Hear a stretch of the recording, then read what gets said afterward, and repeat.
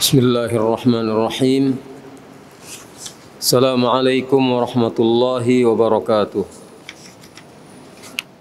Innal hamdalillah nahmaduhu wa nasta'inuhu wa nastaghfiruh wa na'udzu billahi min shururi anfusina wa min sayyiati a'malina.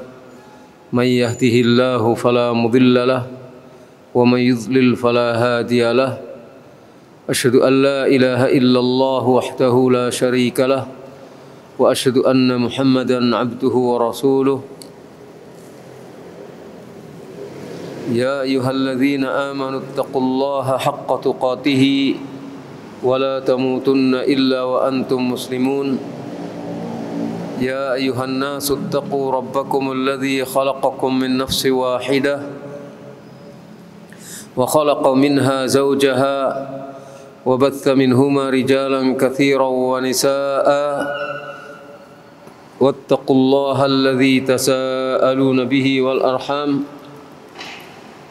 إن الله كان عليكم رقيبا يا أيها الذين آمنوا اتقوا الله وقولوا قولا سديدا يصلح لكم أعمالكم ويغفر لكم ذنوبكم ومن يطع الله ورسوله فقد فاز فوزا عظيما أما بعد فإن أصدق الحديث كتاب الله وخير الهدي هدي محمد صلى الله عليه وآله وسلم وشر الأمور محدثاتها وكل محدثة بدعة وكل بدعة ضلالة وكل ضلالة في النار. Ma'asyiral muslimin, hadirin yang dirahmati Allah Subhanahu wa taala. Demikian juga seluruh pendengar radio Bas FM dan yang lainnya yang juga dirahmati Allah. Alhamdulillah pada kesempatan malam hari ini kita masih mendapatkan karunia yang besar dari Allah berupa semangat untuk ngaji, memahami dan mendalami pokok-pokok ajaran Islam yang kita kaji melalui kitab Fathul Majid Syarah Kitab Tauhid. Dan yang kita bahas pada pekan yang lalu adalah bab yang kedua, yaitu bab man haqqaqat tauhid dakhalal jannah bi ghairi hisab. Bab yang menjelaskan tentang siapa yang mewujudkan dan merealisasikan tauhid secara nyata dalam kehidupannya, maka dia akan masuk surga tanpa hisab. Maksudnya dan juga tanpa azab. Nas yang kita bahas adalah tentang nas yang menjelaskan tentang sifat-sifat Ibrahim yang terdapat di dalam surat An-Nahl ayat 120. Kemudian juga nas yang menjelaskan tentang orang-orang mukmin yang benar-benar mewujudkan tauhid dalam kehidupannya, yang disebutkan salah satu sifat atau salah satu ciri utamanya adalah bertawakal kepada Allah Subhanahu wa taala yang disebutkan dalam surat Al-Mu'minun ayat 59. Kemudian yang sedang kita bahas dan belum selesai pembahasannya adalah hadis yang dibawakan dari Husain ibn Abdurrahman dan seterusnya, di mana di dalamnya terkandung penjelasan tentang orang yang masuk surga tanpa hisab dan azab yang dinyatakan oleh Rasulullah SAW jumlahnya 70.000 orang. Kemudian yang termasuk 70.000 orang itu adalah Uqasyah ibnu Mihsan. Disebutkan bahwa 70 orang yang masuk surga tanpa hisab dan tanpa azab itu dalam hadis nanti akan kita bahas.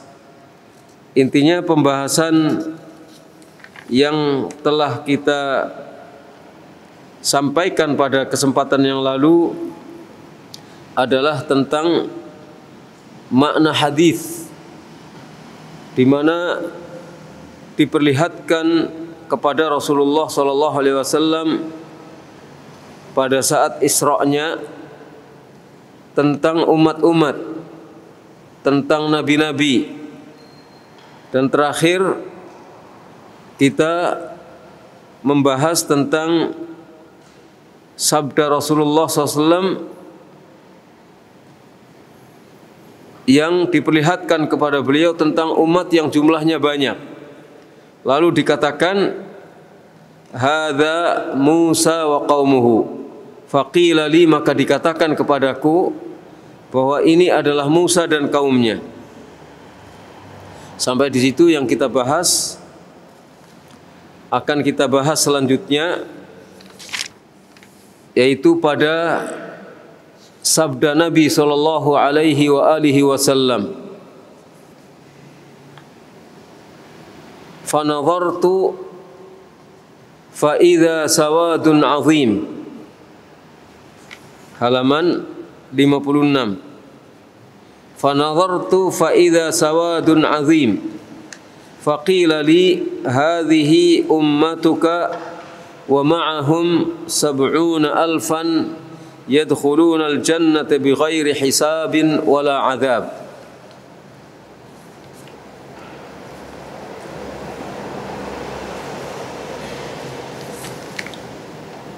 Sabda Nabi SAW, fanadhartu, maka aku melihat,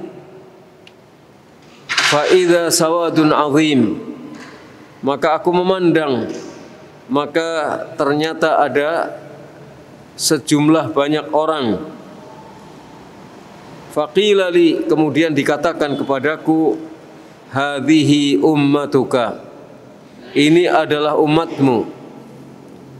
Wa ma'ahum 70,000 yadkhuluna al-jannah, bersama mereka, bersama umatmu ini ada 70.000 orang. Yadkhuluna al-jannah, yang masuk surga, bi ghairi hisabin wala azab, tanpa hisab dan tanpa azab. Jadi dilihat oleh Nabi SAW sejumlah orang yang jumlahnya banyak. Pertama disebutkan bahwa mereka adalah Musa dan umatnya.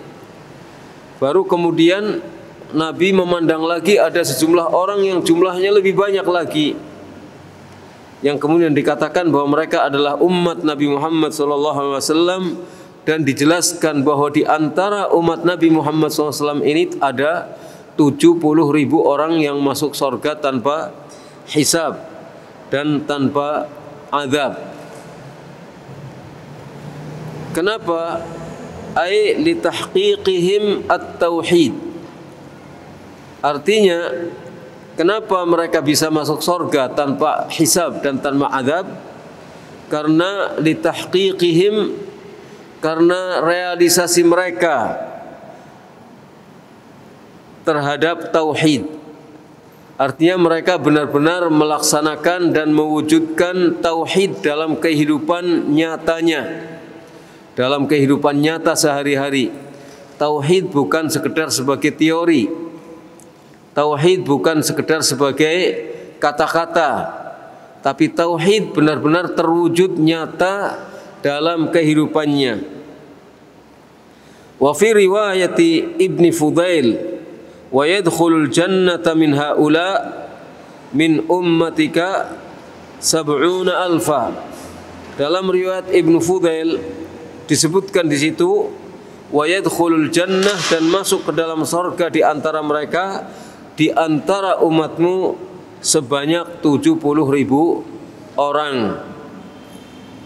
Jadi di antara umat Nabi Muhammad SAW itu ada 70.000 orang yang masuk surga tanpa hisab dan tanpa azab, karena mereka benar-benar mampu mewujudkan tauhid secara nyata dalam kehidupan sehari-harinya. Mudah-mudahan kita termasuk golongan mereka, nggak perlu pesimis. Kita harus optimis. Ya minimal kita bisa tanpa mengalami azab. Kalaupun kita mendapatkan hisab, hendaknya hisab yang mudah, hisab yang yasir. Wa min hadithi Abi Hurairah fi sahihain annahum tudhi'u wujuhuhum idha'atal qamar lailatal badri. Di dalam hadis Abu Hurairah yang terdapat di dalam Sahih Bukhari dan Sahih Muslim, jadi hadisnya sahih karena diriwayatkan oleh Imam Bukhari dan Imam Muslim di dalam kitab Sahih masing-masing. Annahum, sesungguhnya mereka, maksudnya yang 70.000 orang tanpa masuk surga, tanpa hisab dan tanpa azab, tudhi'u wujuhuhum, wajah mereka bercahaya laksana cahaya bulan di malam purnama. Wajahnya bersinar, bercahaya laksana cahaya bulan di malam purnama. Hadis ini sebagaimana disebutkan oleh muallif, hadis sahih diriwayatkan oleh Imam Bukhari dan Imam Muslim. Wa rawa al-Imam Ahmad wal Baihaqi fi hadithi Abi Hurairah. Imam Ahmad juga meriwayatkan dan Imam Al-Baihaqi di dalam hadis Abu Hurairah bahwa Nabi SAW bersabda, fastajadtu rabbi fazadani ma'a kulli alfin sab'ina alfa. Qala al-Hafidh wa sanaduhu jayyid. Di dalam ta'liqnya di sini al-mu'alliq mengatakan diriwayatkan oleh Imam Ahmad dan Al-Baihaqi di dalam Kitab Al-Ba'ats, dan hadis ini sahih. Bahwa Nabi SAW bersabda, fastajadtu, maka aku memohon tambahan, Rabbi, kepada Rabbku, kepada Allah, aku minta tambahan kepada Allah. Maka zadani, Allah menambahkan kepadaku, ma'a kulli alfin, bersama setiap 1000, Allah tambahkan sab'ina alfa, 70.000 orang. Ma'a kulli alfin, bersama setiap 1000 ditambahkan 70.000. Jadi ada 70.000 orang masuk surga tanpa hisab dan tanpa azab. Kemudian dalam riwayat yang lain Rasulullah minta tambahan kepada Allah, ditambahkan oleh Allah. Setiap 1000 ditambah 70.000. Berapa jumlahnya? Ini matematika. Jadi 70.000 kali 70 ya, 4.900.000. Begitu ya. 4.900.000 orang yang masuk surga tanpa hisab, tanpa azab. Mudah-mudahan kita masuk dalam jumlah itu. Asal kita semangat saja. Asalkan kita bersemangat untuk berusaha semaksimal mungkin mewujudkan tauhid dalam kehidupan nyata kita. Jangan kita jadikan tauhid itu sebagai bunga bibir saja, tapi tauhid benar-benar masuk menjadi darah daging kita. Kalimat kita tauhid, hati kita tauhid, anggota badan kita tauhid. Seperti itu dalam kehidupan sehari-hari. Setiap saat tiada hidup tanpa tauhid. Seperti itu hendaknya kita. Kalau kita bisa seperti itu, maka insya Allah kita akan bisa masuk ke dalam jumlah yang tadi ditambahkan oleh Allah Subhanahu wa ta'ala. Jadi nggak perlu khawatir dan jangan pesimis, dan jangan a priori, paling kita tidak termasuk golongan mereka. Terus kemudian kita ngambil yang sederhana saja, yang penting masuk surga. Ya belum tentu.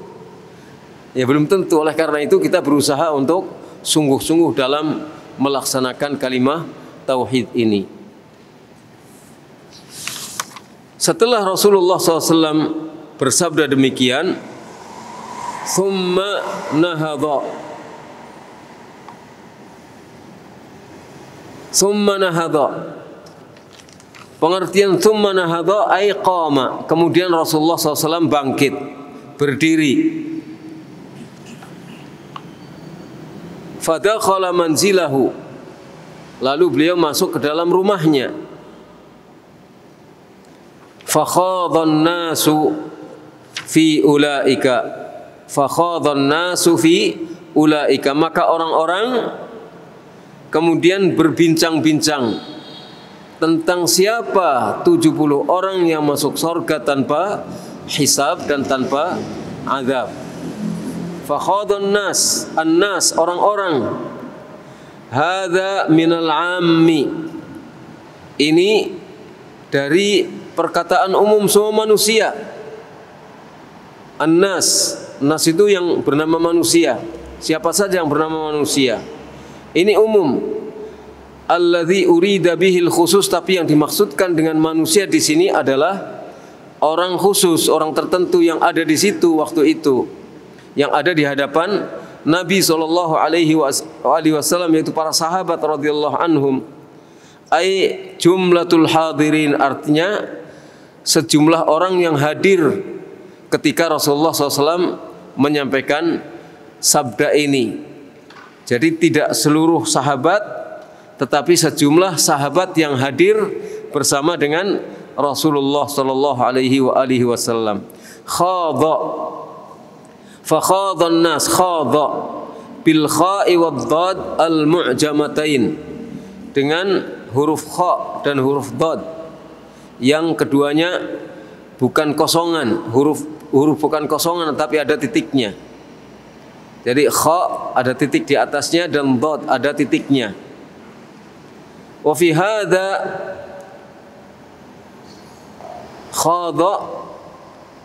khadha itu artinya tenggelam dalam perbincangan. Maksudnya mereka berbincang-bincang. Wa fi hadza, dalam hal ini terdapat penjelasan tentang ibahatul munadharah wal mubahathah fi nusus syar'i. Penjelasan tentang bolehnya bermunadharah wal mubahathah, adu apa namanya, al munadharah, tukar pandangan, tukar fikiran. Dibolehkannya untuk bertukar fikiran. Wal mubahathah, dan dibolehkannya untuk melakukan pembahasan terkait dengan nas-nas syariat selama alal wajhil istifadah wa bayanil haq, selama itu dalam rangka untuk mengambil atau mencari faidah. Jadi boleh untuk bertukar fikiran, tukar pandangan, bukan pandang-pandangan, tukar fikiran, berdiskusi, melakukan pembahasan tentang nas-nas syar'i, tapi bukan untuk ngeyel terhadap nas syar'i. Maksudnya adalah untuk mencari faidah dan untuk mencari penjelasan tentang kebenaran.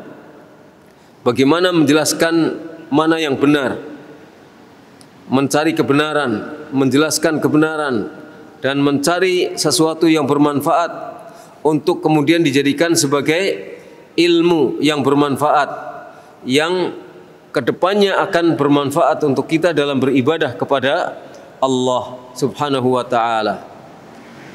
Jadi kalau membahas nas maksudnya untuk itu, maka itu dibolehkan.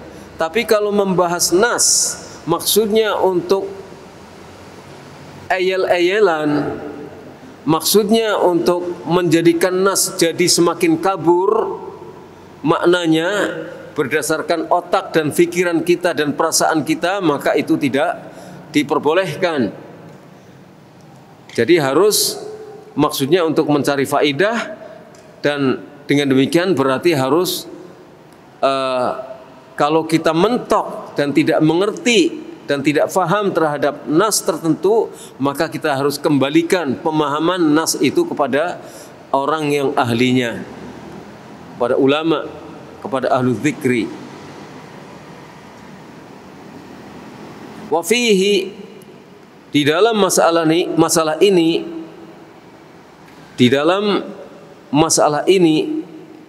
yaitu ketika para sahabat terlibat dalam pembicaraan membahas siapa yang dikatakan oleh Rasulullah itu sebagai orang-orang yang masuk surga tanpa hisab dan tanpa azab. Di dalam hal ini terdapat penjelasan tentang begitu dalamnya ilmunya para salafus salih. Kenapa? Karena hal-hal yang seperti itu saja menjadi perhatian bagi mereka, supaya mereka dapat mengerti siapa, ciri-cirinya apa, dan bagaimana. Lima arifatihim annahum lam yanalu dzalika illa bi'amal. Karena mereka memahami bahwa sesungguhnya mereka orang-orang yang 70.000 orang masuk surga tanpa hisab ini tidak akan memperoleh hadiah masuk surga tanpa hisab dan tanpa azab ini kecuali dengan melaksanakan amal, kecuali dengan beramal. Nggak mungkin tauhidnya itu hanya dijadikan sebagai teori saja, sebagai ilmu yang ada di otak saja, tapi benar-benar diwujudkan dalam amalan nyata. Jadi tauhidnya itu terlihat nyata dalam kehidupan mereka sehari-hari. Ini diantara yang terkandung di dalam apa yang kita bahas tadi. Wa fihi hirsuhum 'alal khair. Di dalam masalah ini juga terdapat penjelasan tentang betapa semangatnya mereka untuk mendapatkan kebaikan. Jadi ketika mereka membahas tentang 70.000 orang yang masuk surga tanpa hisab dan tanpa azab, itu bukan tanpa maksud apa-apa. Mereka bertanya-tanya, mencari apa sifat-sifat mereka, ciri-cirinya bagaimana, supaya mereka termasuk dari golongan yang masuk surga tanpa hisab dan tanpa azab. Apalagi di akhirnya ada seorang sahabat yang bernama Uqashah ibnu Mihsan, yang kemudian minta mohon kepada Nabi supaya mendoakan kepada Allah agar dijadikan golongannya mereka, dan ternyata dikabulkan. Ternyata Rasulullah mendoakan dan beliau termasuk di antara 70.000 orang tersebut. Jadi menunjukkan betapa semangat mereka untuk melakukan kebaikan, betapa senang, betapa sungguh-sungguhnya mereka untuk mengejar kebaikan-kebaikan. Dzakarahul musannif, ini disebutkan oleh al-musannif. Maksudnya musannif kitab at-tauhid. Disebutkan oleh musannif kitab at-tauhid, yaitu Syekh Muhammad ibnu Abdul Wahhab rahimahullah. Berikutnya qauluhu. Jadi saya baca hadisnya di bagian ini. Fakhadhan nasu fi ulaika, maka orang-orang memperbincangkan tentang mereka yang masuk surga tanpa hisab, tanpa azab. Faqala ba'dhum, maka sebagian mereka mengatakan, fala'allahum alladzina sahibu Rasulullah sallallahu alaihi wasallam. Bisa jadi mereka adalah orang-orang yang menjadi sahabat Rasulullah. Wa qala ba'dhum, sebagian yang lain mengatakan fala'allahum alladzina wulidu fil Islam. Bisa jadi pula mereka adalah, sebagian yang lain mengatakan bisa jadi pula mereka adalah orang-orang yang dilahirkan di dalam Islam. Sedangkan sebagian sahabat ada yang tidak dilahirkan di dalam Islam. Nah, mereka berbincang-bincang, jangan-jangan mereka adalah orang-orang yang dilahirkan di dalam Islam. Falam yusyriku billahi syai'a, lalu mereka tidak mempersekutukan sesuatu pun dengan Allah, tidak berbuat syirik sedikit pun. Wa dzakaru asya, dan mereka menyebutkan hal-hal yang lainnya. Pokoknya terjadi perbincangan di antara mereka, menyebutkan berbagai hal yang menjadi kemungkinan mengapa mereka masuk surga tanpa hisab dan tanpa azab. Fa kharaja alaihim Rasulullah sallallahu alaihi wasallam. Maka keluarlah Rasulullah kepada mereka sallallahu alaihi wasallam. Setelah masuk rumah, kemudian Rasulullah hadir lagi di hadapan para sahabat. Fa akhbaruh, lalu Nabi memberitakan kepada mereka tentang siapa orang-orang yang masuk surga tanpa hisab dan tanpa azab. Faqala, maka beliau bersabda, humul ladzina la yastarqun. Humul ladzina la yastarqun. Satu, mereka adalah orang-orang yang la yastarqun, tidak meminta ruqyah. Mereka adalah orang-orang yang tidak meminta ruqyah. Hakadza thabata fis sahihain. Demikian ini riwayat la yastarqun thabit, jelas dengan kalimat la yastarqun di dalam Sahih Bukhari dan Sahih Muslim. Sama, humul ladzina la yastarqun. Mereka adalah orang-orang yang tidak minta ruqyah. Wa huwa kadzalika fi hadits Ibnu Mas'ud. Dan demikian juga seperti itu di dalam hadis Ibnu Mas'ud di dalam Musnad Ahmad. Di dalam Musnad Ahmad. Wa fi riwayatin li Muslimin la yarqun. Sementara ada satu riwayat yang lain yang disebutkan di dalam Sahih Muslim, ada tambahan la yarqun. Humul ladzina la yarqun wa la yastarqun. Ada tambahan riwayat humul ladzina la yarqun wa la yastarqun. Mereka itu adalah orang yang tidak melakukan ruqyah.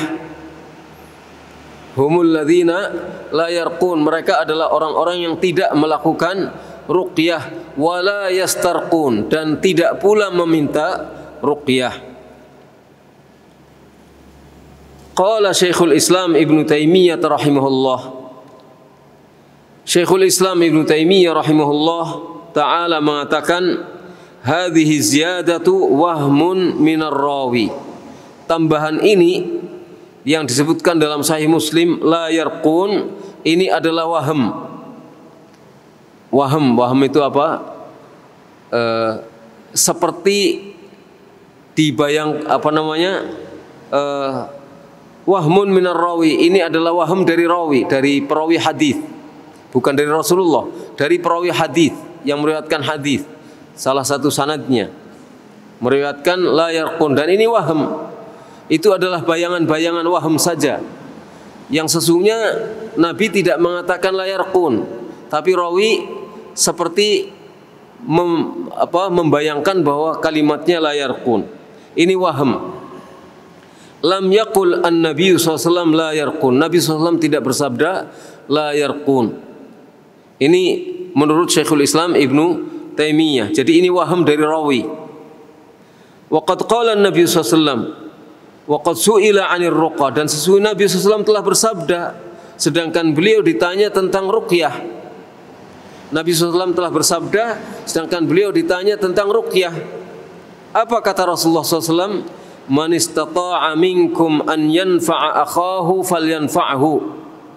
Ketika beliau ditanya tentang ruqyah, di dalam riwayat Imam Muslim dari hadis Jabir radhiyallahu anhu, ketika beliau ditanya tentang ruqyah, maka Nabi SAW menjawab, man istata'a minkum an yanfa'a akhahu falyanfa'hu. Barang siapa yang bisa memberi manfaat kepada saudaranya, maka berilah manfaat kepadanya, termasuk ruqyah. Karena konteksnya ini ketika Nabi ditanya tentang ruqyah, maka Nabi menjawab, siapa yang bisa di antara kalian memberikan manfaat kepada saudaranya, maka berilah manfaat kepada saudaranya. Karena ruqyah bisa bermanfaat. Wa qala, Nabi SAW juga bersabda dalam hadis yang juga diriwayatkan oleh Imam Muslim dari hadis Auf ibn Malik. Beliau mengatakan la ba'sa birruqa ma lam takun syirka. Tidak mengapa dengan ruqyah selama tidak ada kesyirikan di dalamnya. Selama ruqyah itu bukan syirik. Jadi tidak mengapa dengan ruqyah selama ruqyah itu bukan syirik. Ruqyah itu nanti akan dijelaskan, tapi secara garis besar pengertiannya adalah bacaan-bacaan. Bacaan-bacaan Al-Quran, bacaan-bacaan doa-doa yang jelas tidak mengandung campuran-campuran yang di dalamnya terkandung unsur syirik.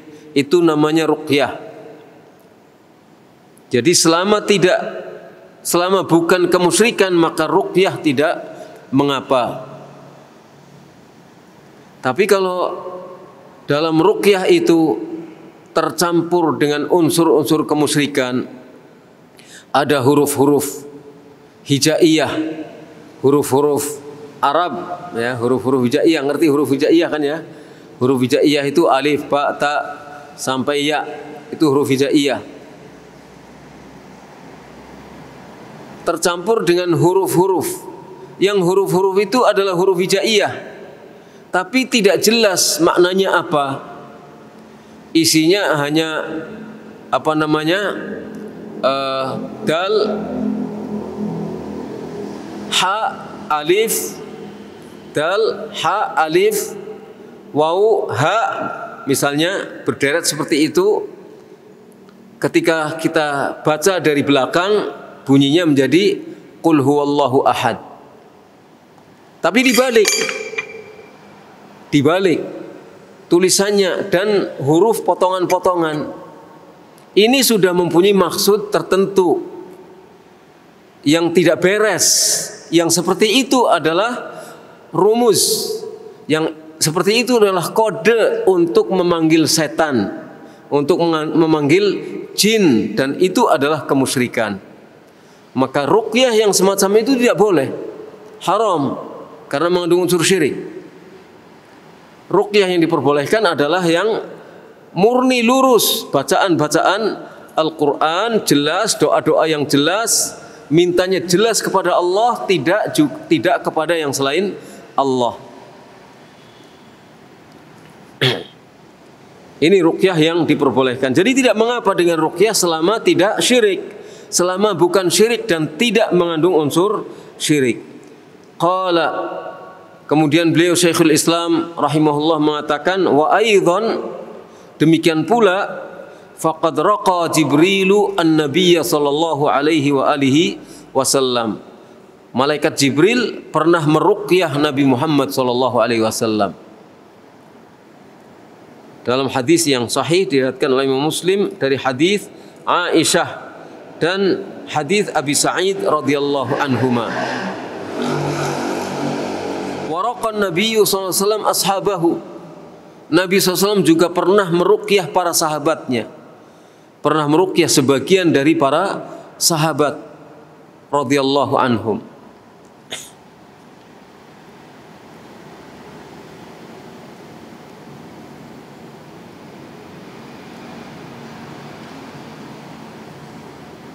Qala wal farqu bainar raqi wal mustarqi. Beliau rahimahullah kemudian mengatakan, dan perbedaan antara ar-raqi, kita sebutkan bahasa Arabnya, antara ar-raqi dan al-mustarqi. Perbedaan di antara ar-raqi dan al-mustarqi, annal mustarqi sa'ilun musta'thin multafitun ila ghairillahi biqalbihi, warraqi muhsinun. Sesungguhnya al-mustarqi, ada sin di situ, al-mustarqi. Al-mustarqi adalah orang yang minta. Musta'thin, minta diberi. Multafitun, dia menoleh ila ghairillah, kepada yang selain Allah dengan hatinya. Menoleh dengan hatinya kepada yang selain Allah. Jadi dia minta diruqyah. Minta, al-mustarqi adalah orang yang minta supaya orang lain meruqyah dirinya. Di situ berarti dia minta, hatinya berpaling kepada yang selain Allah. Karena dia minta, tidak ada kesabaran dalam dirinya, inginnya ada orang lain meruqyah dirinya. Jadi ada sesuatu yang lembut di situ, bahwa hatinya telah berpaling dalam hal itu kepada yang selain Allah. Sehingga Nabi SAW mengatakan, humul ladzina la yastarqun, orang-orang yang masuk surga tanpa hisab. Catatannya di sini tanpa hisab dan tanpa azab, yaitu orang-orang yang tidak minta untuk diruqyah. Tidak minta untuk diruqyah, karena kalau minta berarti ada sesuatu, ada sedikit keberpalingan kepada yang selain Allah. Apalagi kalau banyak, sehingga tidak mendapatkan jaminan untuk masuk surga tanpa hisab dan tanpa azab. Itu mustarqi. Adapun ar-raqi, ar-raqi adalah pelaku ruqyah, orang yang meruqyah. Al-mustarqi orang yang minta untuk diruqyah, ar-raqi orang yang melakukan ruqyah. Kata beliau rahimahullah, Syekhul Islam, warraqi muhsinun, sedangkan orang yang melakukan ruqyah, orang yang meruqyah, maaf saya ulangi, orang yang meruqyah adalah orang yang muhsin, orang yang berbuat ihsan. Qala, beliau mengatakan lagi, wa innamal murad wasfus sab'ina alfan bitamami at-tawakkul fala yas'aluna ghairahum an yarqiyahum wala yakwiyahum. Wa kadza qala Ibnul Qayyim. Syekhul Islam berkata lagi, wa innamal murad, sesungguhnya yang dimaksudkan dengan hadis di atas, alladzina la yastarqun wa la yaqtawun dan seterusnya tadi, yang dimaksudkannya adalah memberikan sifat kepada 70 orang, 70.000 orang, maaf. Maksudnya tidak lain hanyalah memberikan gambaran, memberikan sifat kepada 70.000 orang yang masuk surga tanpa hisab dan tanpa azab. Sifatnya seperti apa? Tamamut tawakkul, sempurna tawakalnya kepada Allah. Orang-orang yang 70.000 orang masuk surga tanpa hisab dan tanpa azab adalah orang-orang yang tawakalnya sempurna. Karena tidak la yastarqun, karena la yastarqun, tidak minta ruqyah.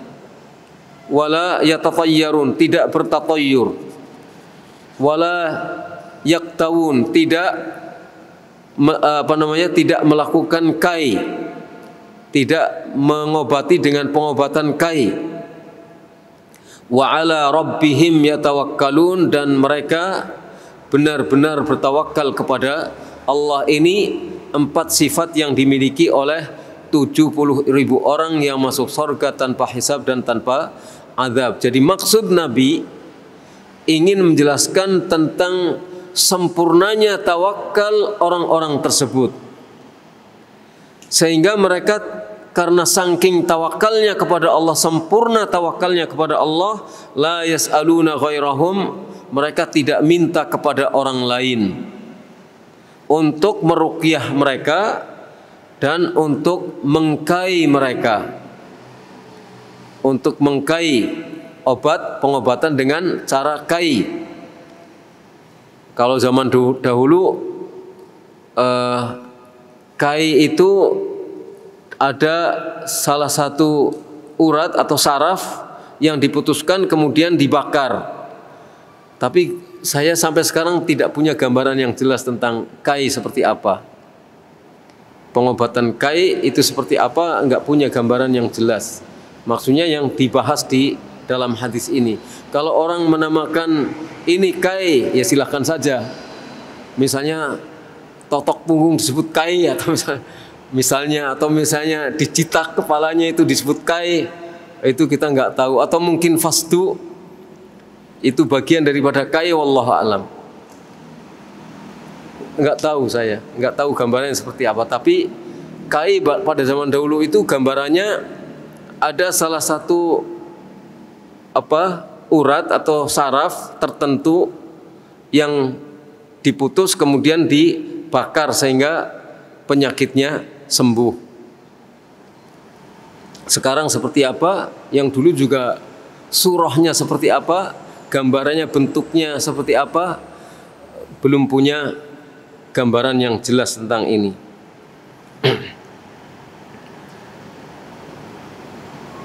Wa kadza qala Ibnu Qayyim, demikian juga hal ini dikatakan oleh Imam Ibnu Qayyim rahimahullah.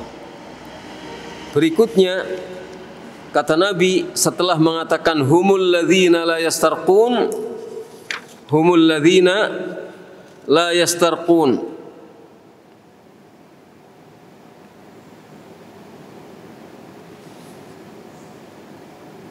wala yaktawun. Humul ladzina la yastarqun wala yaktawun. Mereka itu adalah orang-orang yang tidak minta ruqyah dan tidak melakukan kai.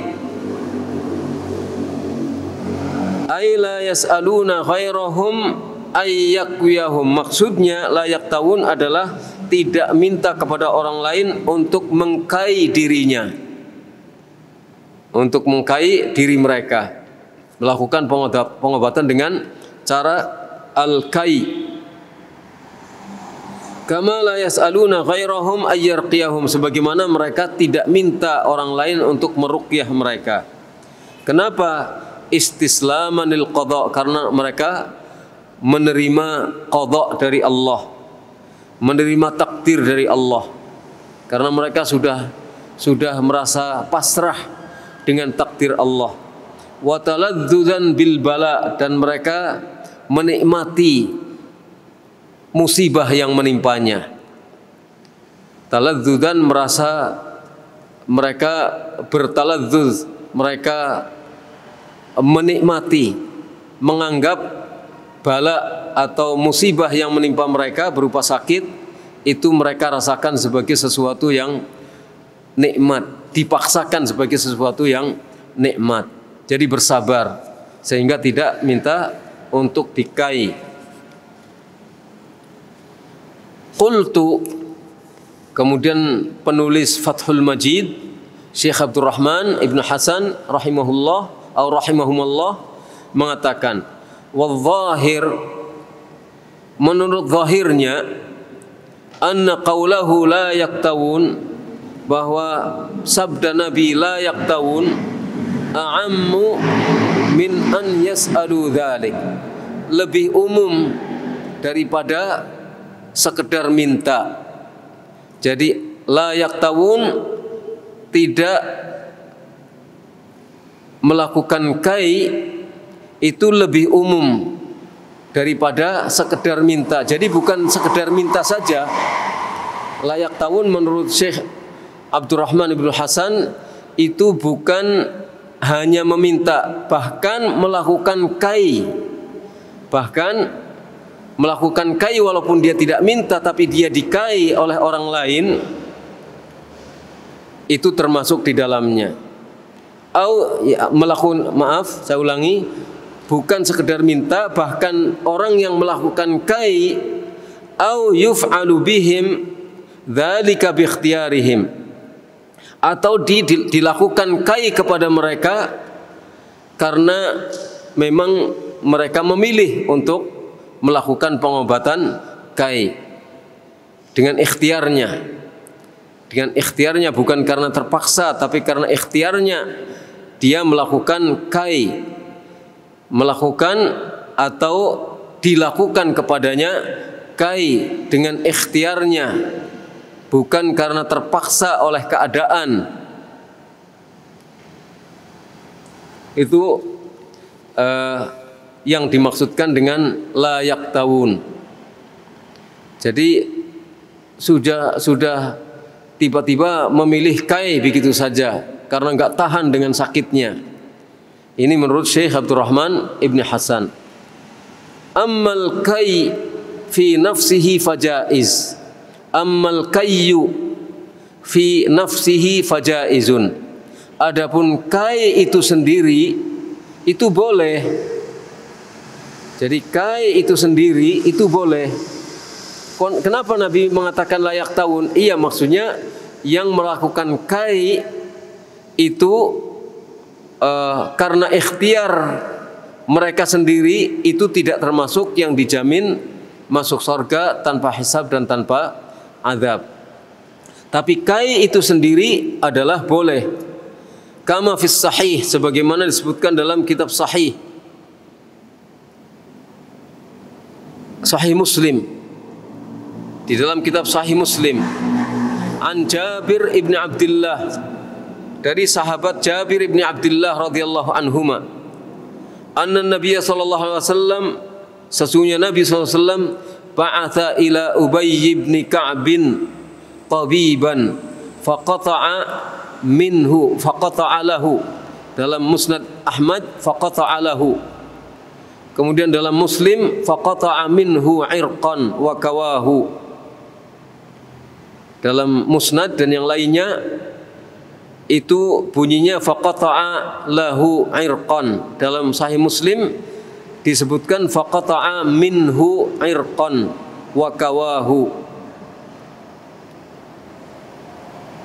Sesungguhnya Nabi SAW mengutus kepada Ubay bin Ka'ab seorang tabib.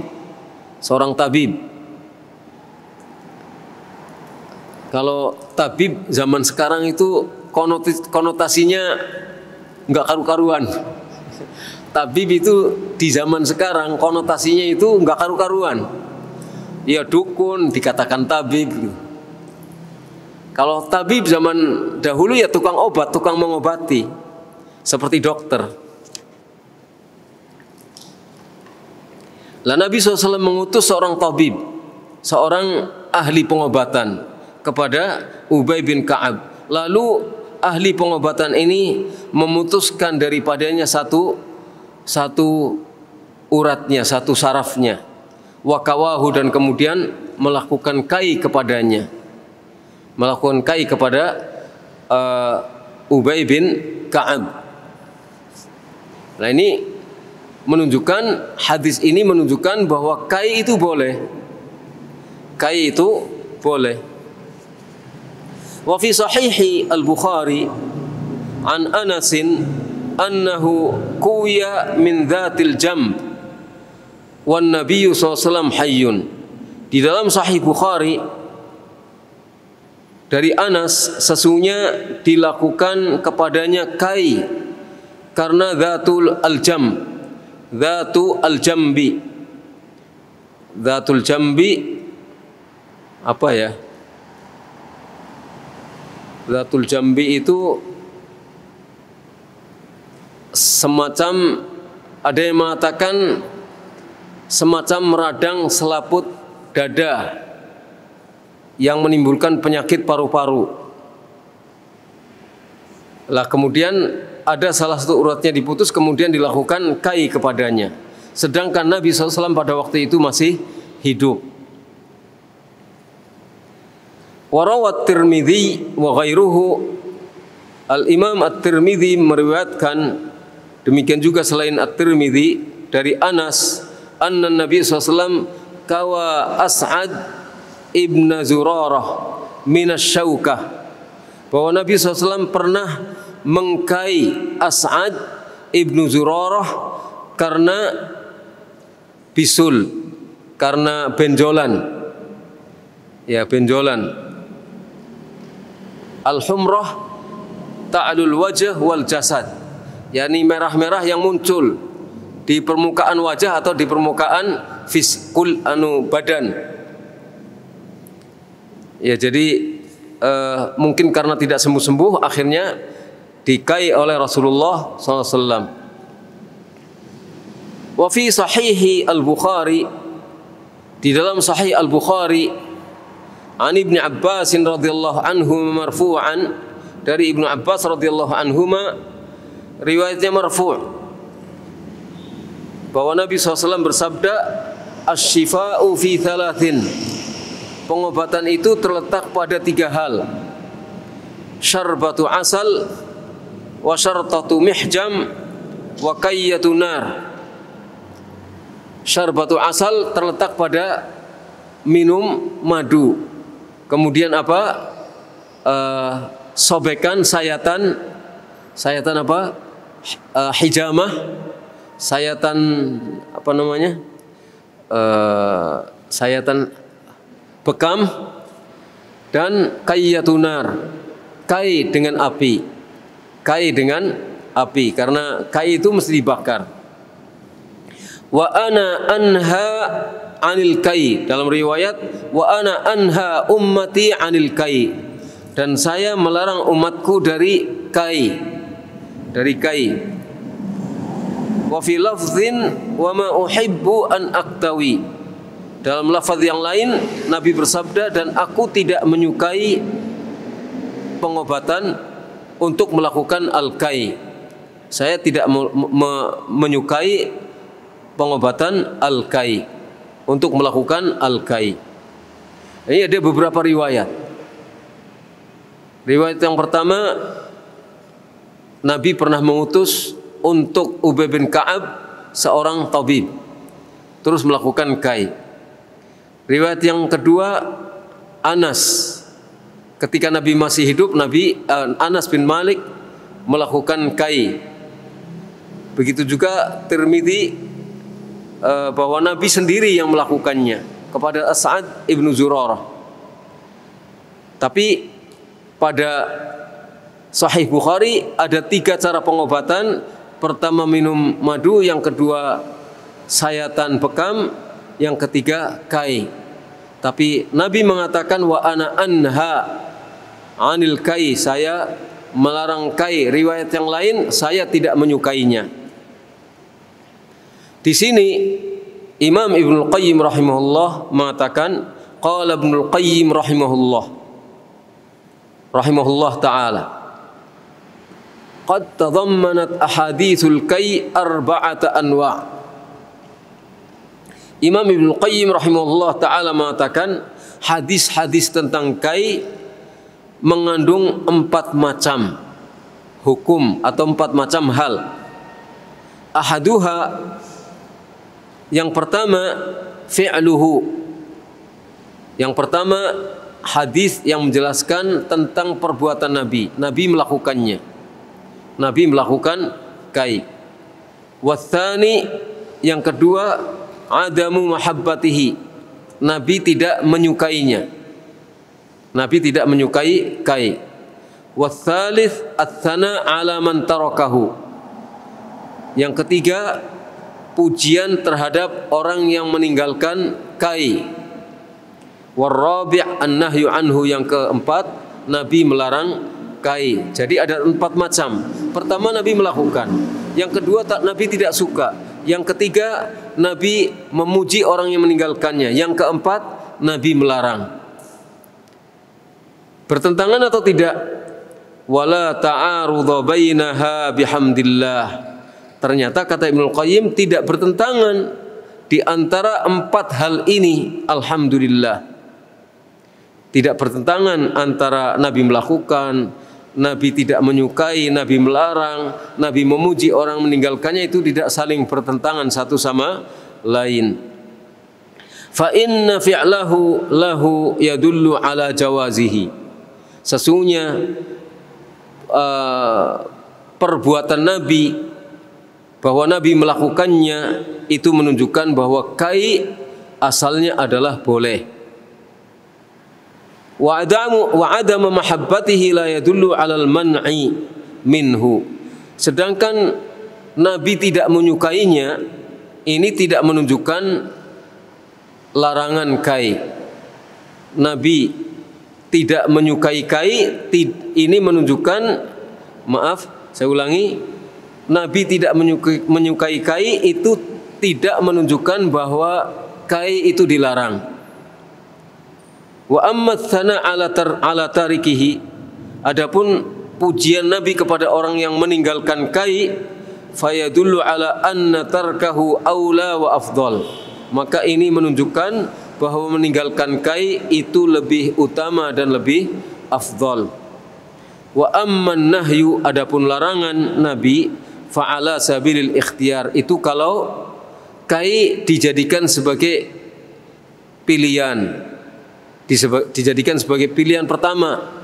Jadi ikhtiar pertama kali adalah kai, maka dilarang oleh Nabi. Wal karahah, dan larangan itu menunjukkan dibencinya kai kalau dijadikan sebagai ikhtiar yang pertama. Makanya ada pepatah mengatakan akhirud dawa al kai, obat terakhir tidak ada jalan lain, alternatifnya adalah al kai. Wallahu a'lam bissawab, itu adalah keterangan Al-Imam Ibnu Al-Qayyim. Jadi asalnya boleh, tapi ditinggalkan itu lebih baik. Kemudian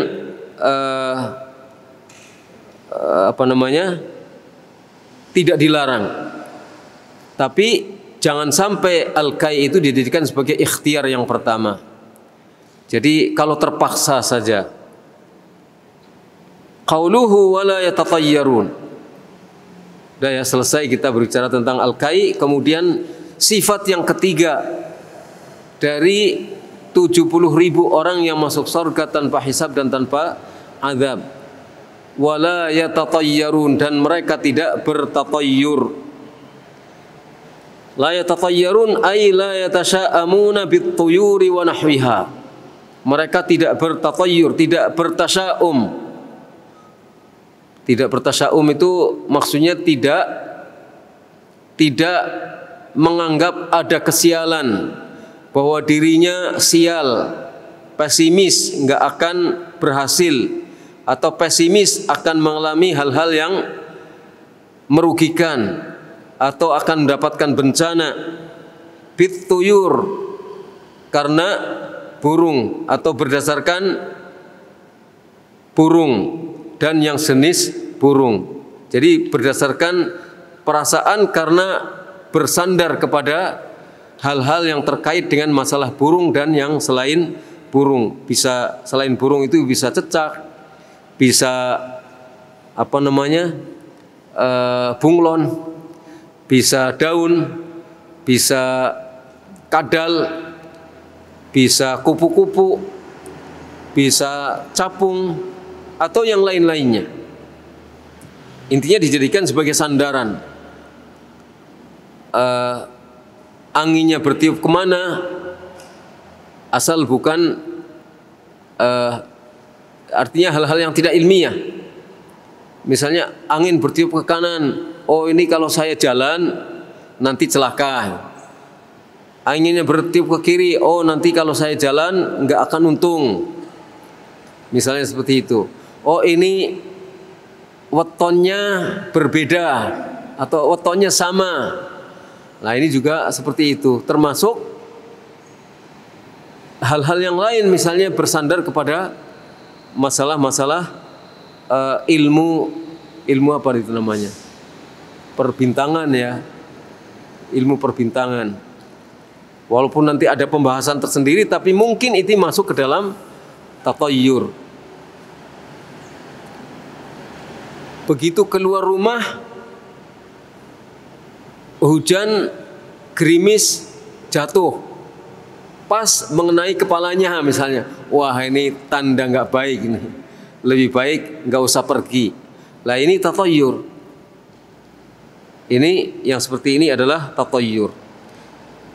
Wa sayati insyaallah taala bayanu at-tiyarah wa ma yata'allaqu biha fi babiha.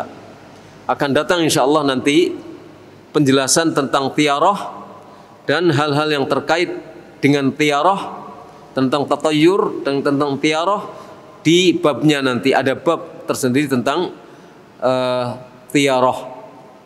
Tiarah yang berkaitan dengan masalah perburungan dan ilmu-ilmu yang semacam itu. Wa qauluhu, kemudian sabda Nabi SAW menjelaskan tentang sifat yang keempat dari 70 orang 70.000 orang yang masuk surga tanpa hisab dan tanpa azab. Wa ala rabbihim yatawakkalun. Wa ala rabbihim yatawakkalun. Dan mereka hanya bertawakal kepada Rabb-nya. Dzakarul asla al-jami'a alladhi tafarra'at anhu hadhihi al-af'alu wal khisalu. Rasulullah SAW di sini menyebutkan pokok yang mencakup, yang dari pokok ini mencabang perbuatan-perbuatan itu dan sifat-sifat itu atau unsur-unsur itu. Jadi ada tidak tatayyur, ada tidak minta ruqyah, ada tidak melakukan kai atau minta kai. Itu semuanya merupakan cabang dari pokok yang disebutkan oleh Nabi SAW, wa huwa tawakkul 'ala Allah, yaitu bertawakal kepada Allah. Jadi tawakal ini induknya, tawakal ini pokoknya.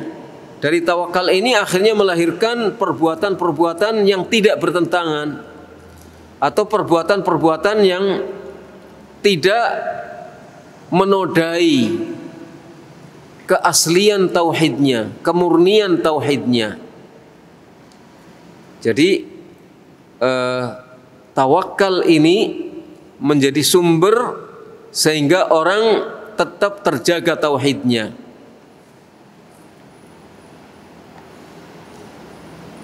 Wa huwa tawakkul 'ala Allah, yaitu bertawakal kepada Allah, wa sidqul iltija ilaihi wal i'timadu bil qalbi alaihi alladhi huwa nihayatu tahqiqit tauhid alladhi yusmiru kulla maqamin syarif minal mahabbati war raja'i wal khawfi war ridha bihi rabban wa ilaha war ridha biqada'ihi. Menyebutkan pokok yang mencakup, yaitu tawakal kepada Allah dan kesungguhan dalam beriltija kepada Allah, dalam kembali kepada Allah, dalam minta perlindungan kepada Allah, dalam menyandarkan hati kepada Allah. Yang ini merupakan puncak daripada tahqiqut tauhid, perwujudan tauhid atau realisasi daripada tauhid. Inilah puncak daripada realisasi tauhid, terletak pada tawakalnya kepada Allah. Yang ini akan menghasilkan semua kedudukan yang mulia. Tawakal kepada Allah ini akan melahirkan, akan membuahkan semua kedudukan yang mulia. Apa itu kedudukan yang mulia? Semua kedudukan yang mulia itu diantaranya adalah mahabbah. Mahabbah yang benar kepada Allah dan kepada apa-apa yang diperintahkan oleh Allah. War-raja, berpengharapan kepada Allah. Wal khauf, takut kepada Allah. Ridho kepada Allah sebagai Rabb dan sebagai ilahnya, dan ridho dengan takdir Allah. Jadi ridho dengan takdir Allah. Jadi nggak mungkin orang yang tidak ridho kepada takdir Allah akan bisa bertawakal, tidak mungkin. Orang yang bisa bertawakal adalah orang yang ridho dengan takdir Allah. Kalau orang tidak ridho dengan takdir Allah, bagaimana mungkin dia bisa bertawakal kepada Allah Subhanahu wa taala? Jadi ini adalah maqam yang mencakup tawakal kepada Allah. Ya, orang bertawakal kepada Allah, minta ruqyah saja nggak mau dia. Minta untuk diruqyah saja nggak mau, apalagi melakukan ruqyah-ruqyah yang di dalamnya ada campuran-campuran. Apakah itu berbunyi simsalabim tapi nggak kedengaran jelas, atau hong wilaheng tapi kedengaran nggak jelas kedengarannya, atau samar-samar. Minta kepada penunggu tempat tertentu, ini nggak boleh. Apalagi seperti itu, minta untuk diruqyah yang syar'iyah saja nggak mau, karena tawakalnya yang tinggi kepada Allah.